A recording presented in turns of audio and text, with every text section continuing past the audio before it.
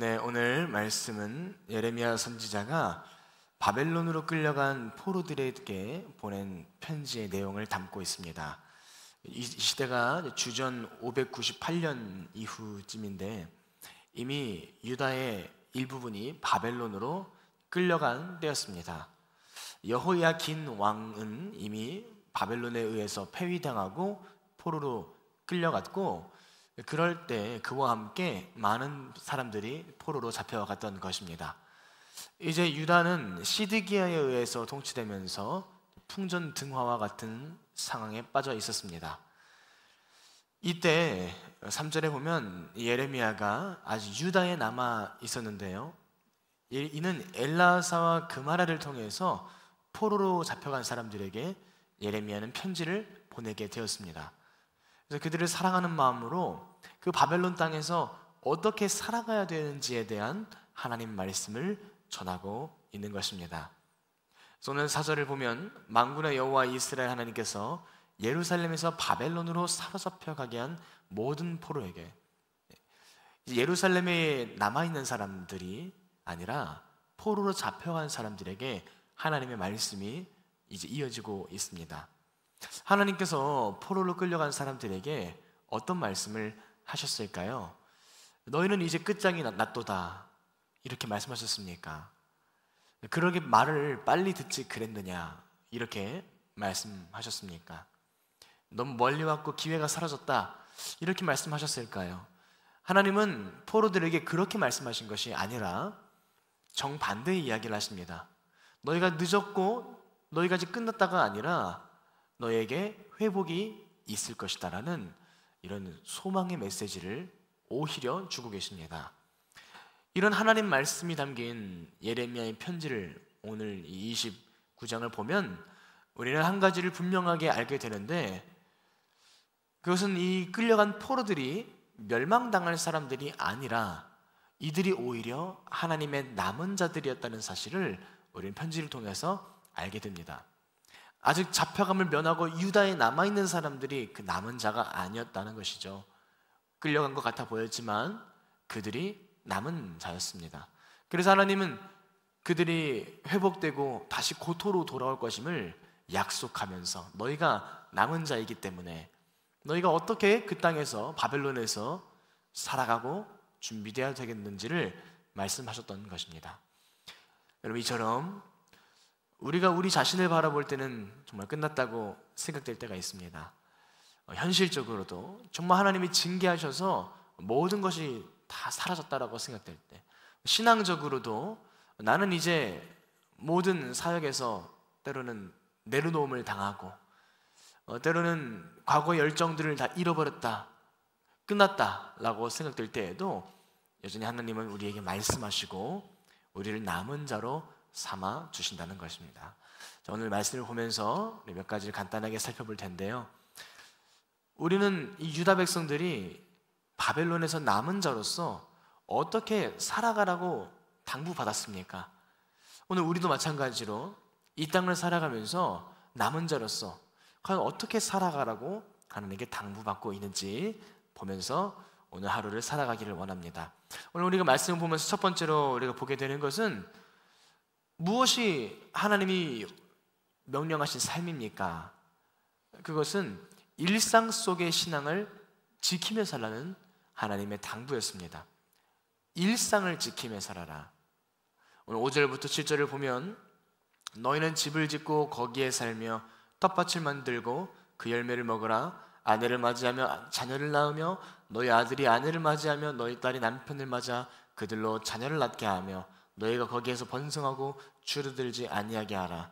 너희는 내가 사로잡혀가게 한 그 성읍을 평안을 구하고 그를 위하여 여호와께 기도하라. 이는 그 성읍이 평안함으로 너희도 평안할 것임이라. 우리가 이 말씀을 통해서 배우는 중요한 신앙의 태도는 무엇입니까?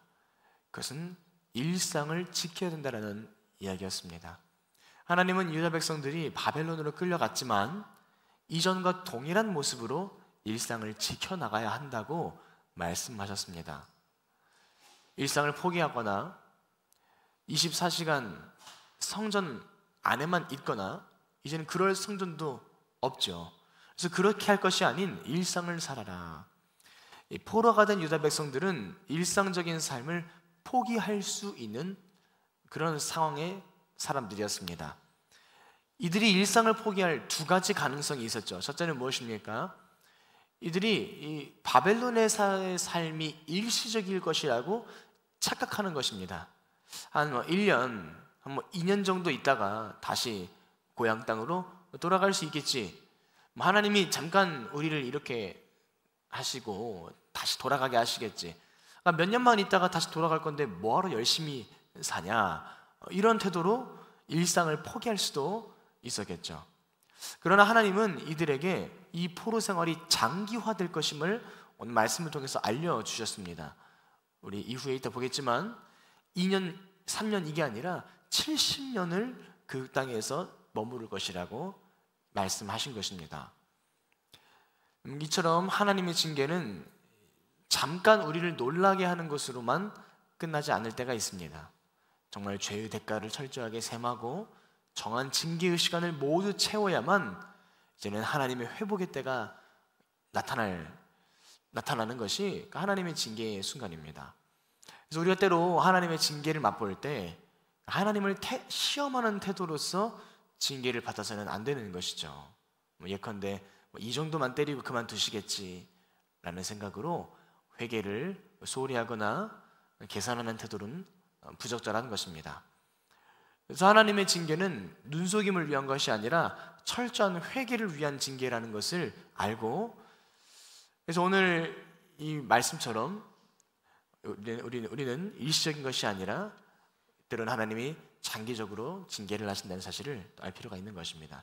자, 그러나 오늘 이것보다 더 중요한 것은 하나님은 이 유다 백성들이 포로가 되었다고 해서 자포자기하기를 원치 않으셨다는 사실을 더 깊게 알아야 합니다. 모든 삶을 다 잃어버렸다고 생각하고 소망을 포기한 채 정돈된 삶을 포기할 가능성이 유다 백성들에게 있었다는 것이죠. 그러나 하나님은 그들이 소망을 포기하지 말고 일상의 정돈된 삶을 살아가라고 명령하고 계신 겁니다. 소망 없는 자들처럼 살지 말아라. 왜냐하면 앞으로 분명히 회복의 때가 찾아올 것이기 때문입니다.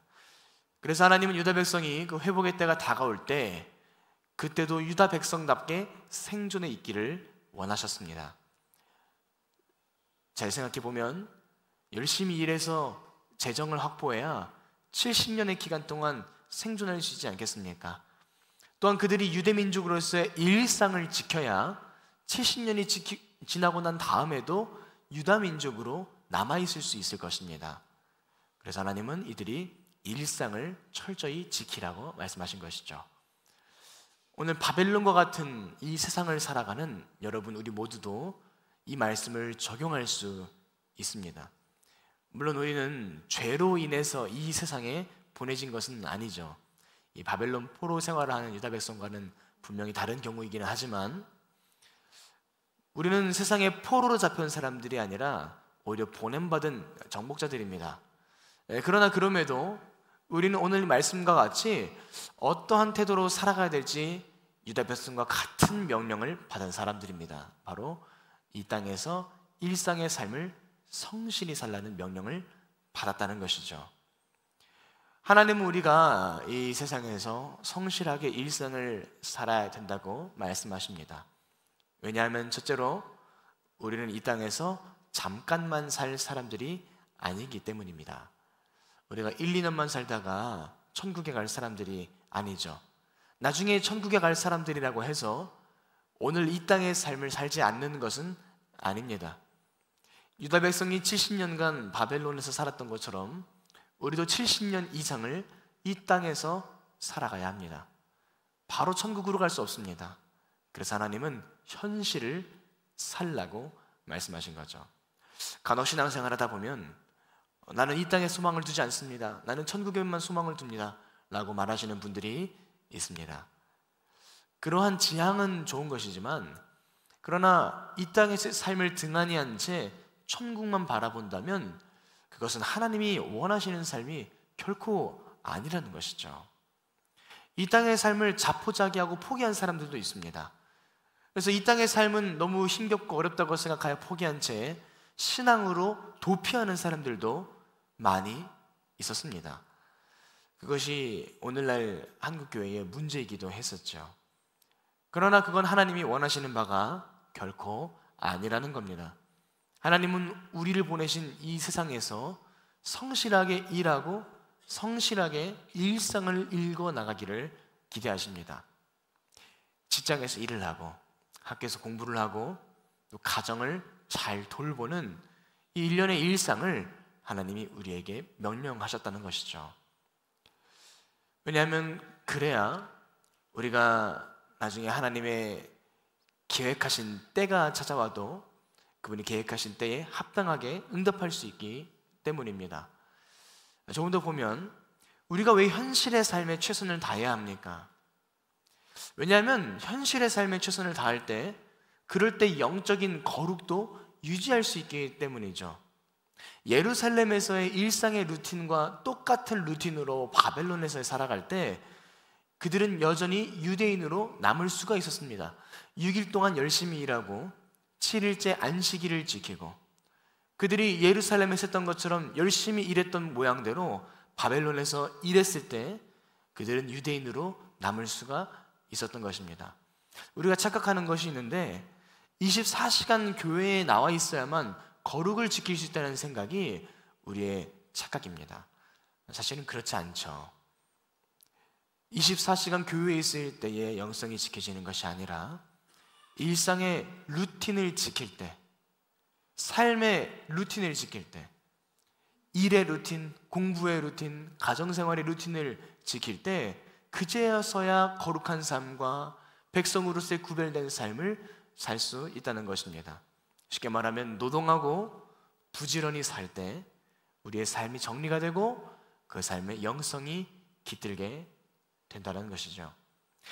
반대로 말하면 오늘 내가 집을 짓고 텃밭을 일구는 노동의 삶을 살지 않는다면 우리는 반드시 영적 나태함에 빠지게 되고 하나님의 백성다운 정체성을 잃어버리게 되는 것입니다.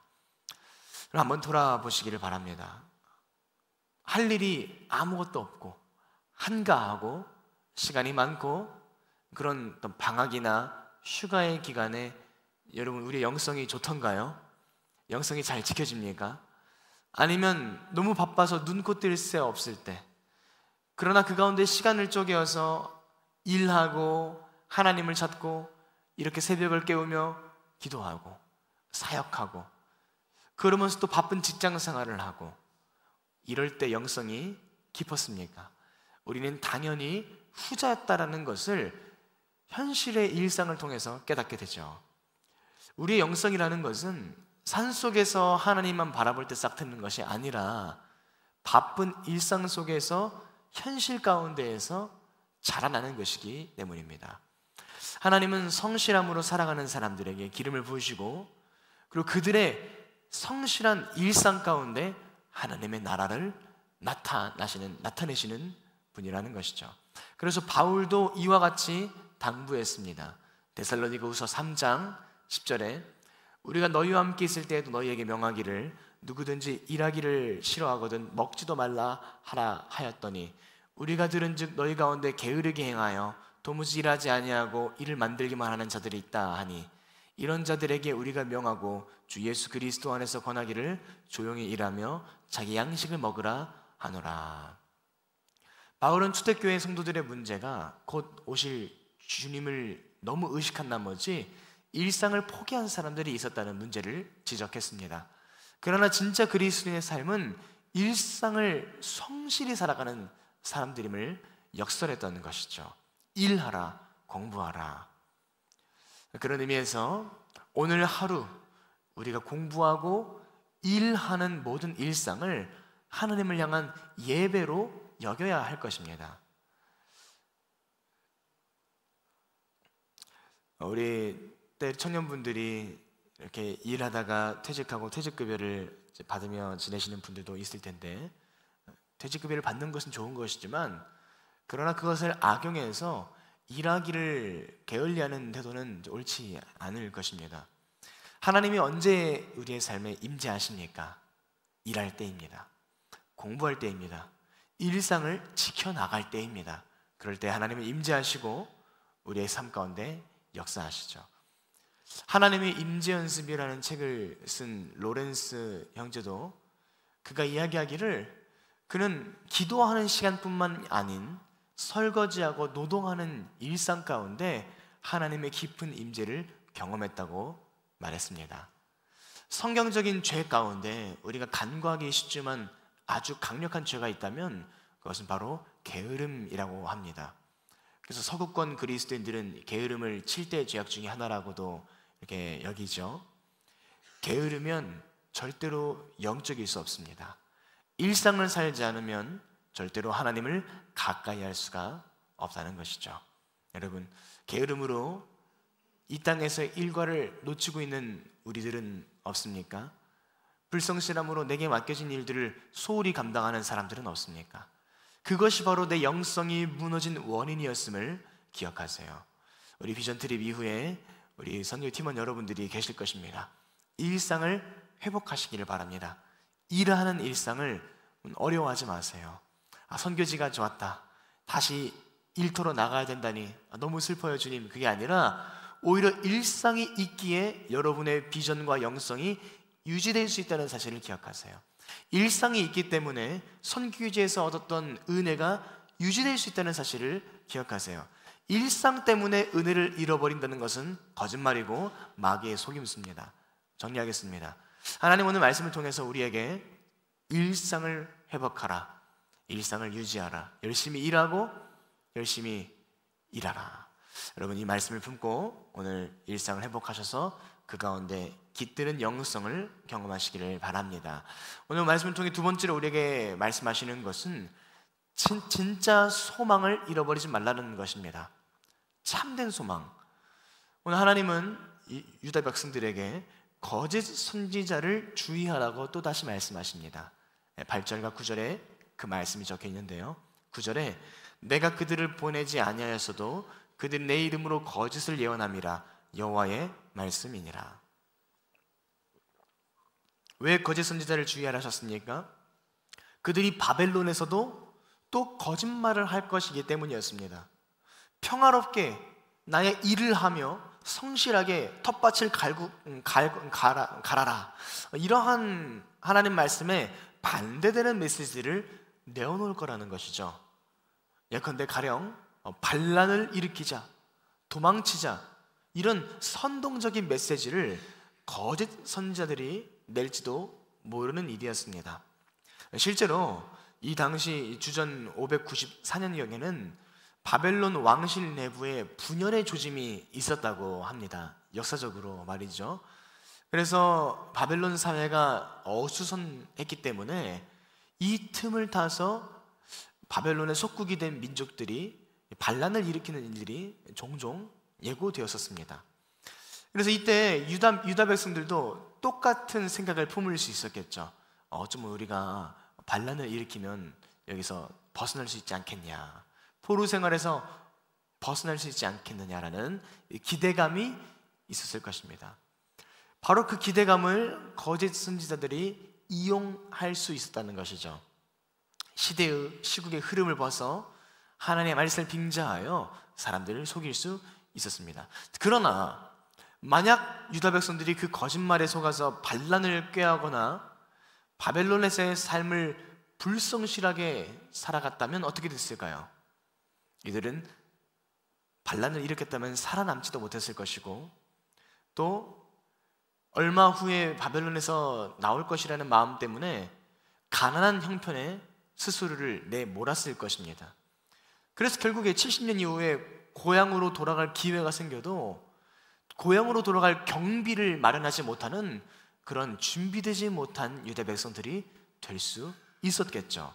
그래서 하나님이 그 거짓 선지자들의 말을 듣지 말아라.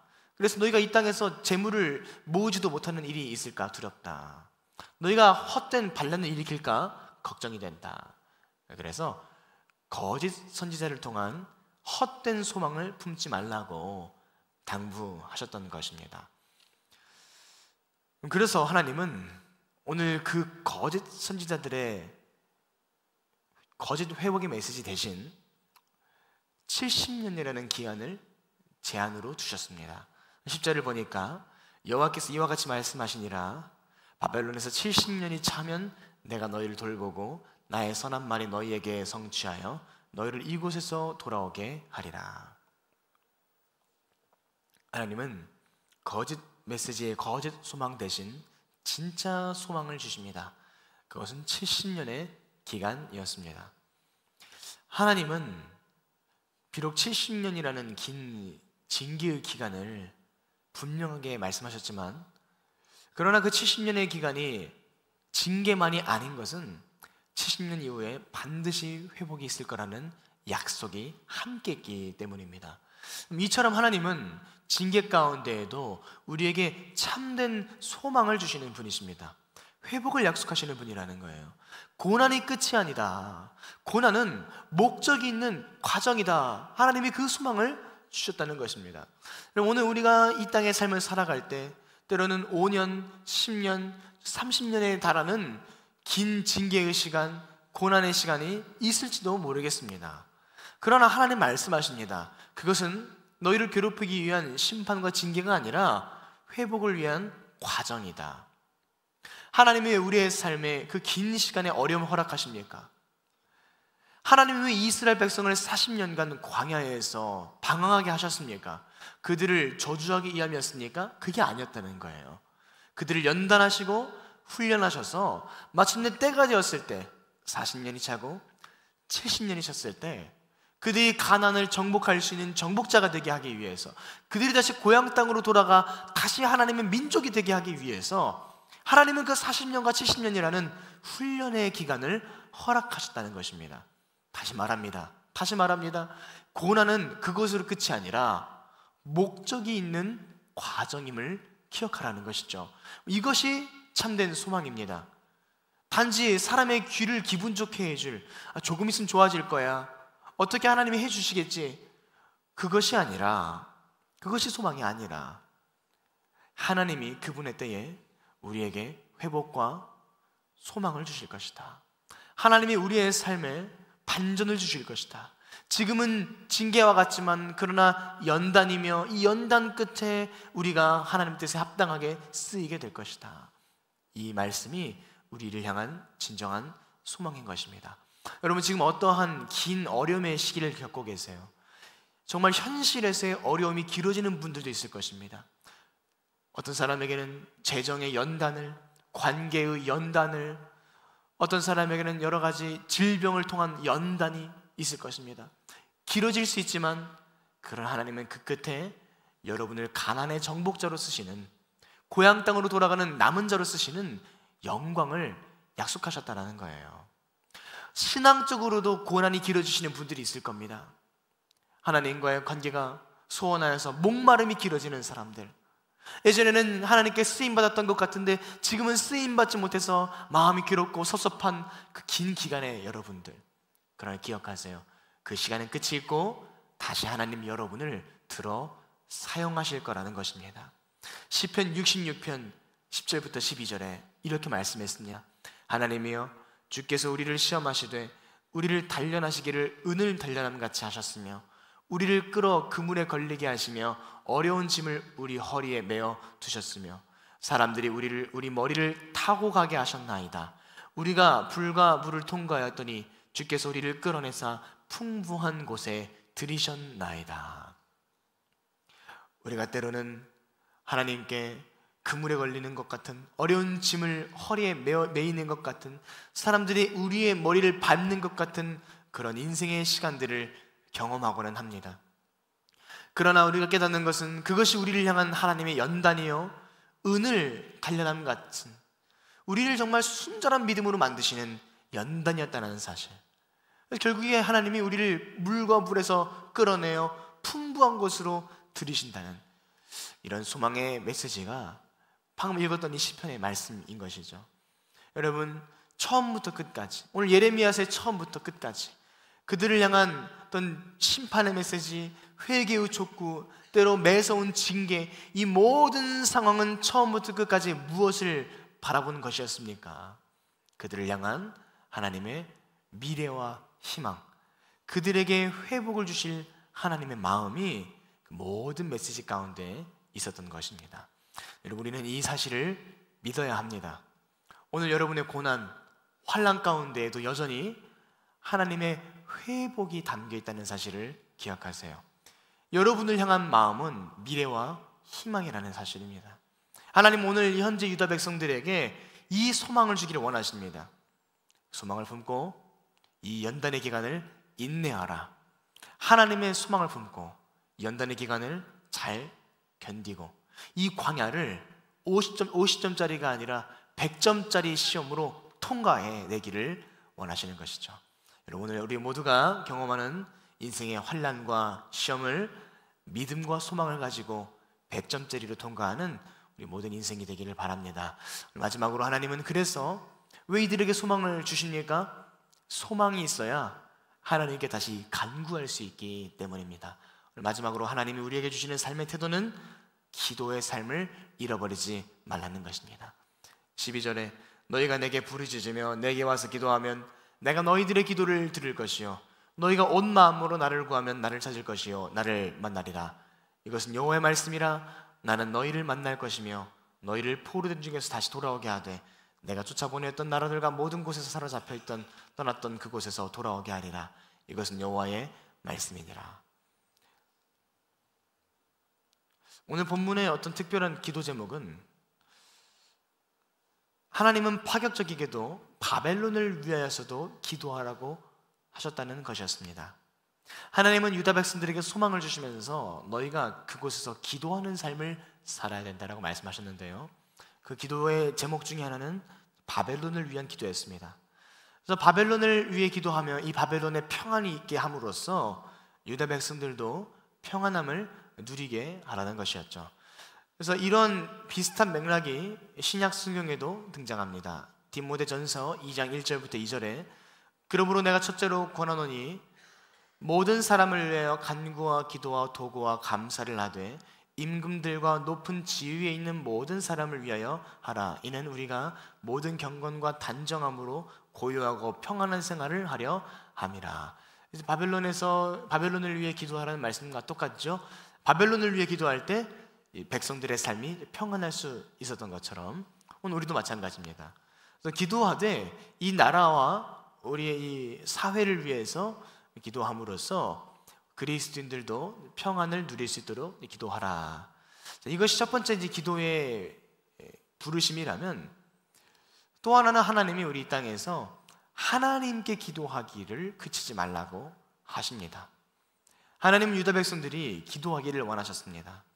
비록 징계와 심판 가운데 있지만 하나님이 그들을 버리지 않으셨다는 사실을 분명히 알려주시면서 진멸이 목적이 아니라 너희를 향한 나의 생각은 미래와 희망이다라는 말씀을 주시면서 너희가 그러므로 이제 부르짖어 기도하라고 말씀하신 겁니다. 우리에게 언제나 필요한 것은 소망입니다.